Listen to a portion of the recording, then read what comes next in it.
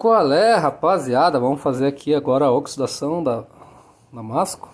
Já tentei limpar, lixei até 2000 aqui, nem sei se vai dar pra ver. Fiz vários banhos de percloreto ali pra baixar bem o relevo. Agora limpei bem, lavei bem lavadinho. Não sei se tá bem lavado, mas parece. E agora eu vou fazer a mistura do café ali. E vou deixar no café até amanhã pra ver como é que vai ficar o resultado.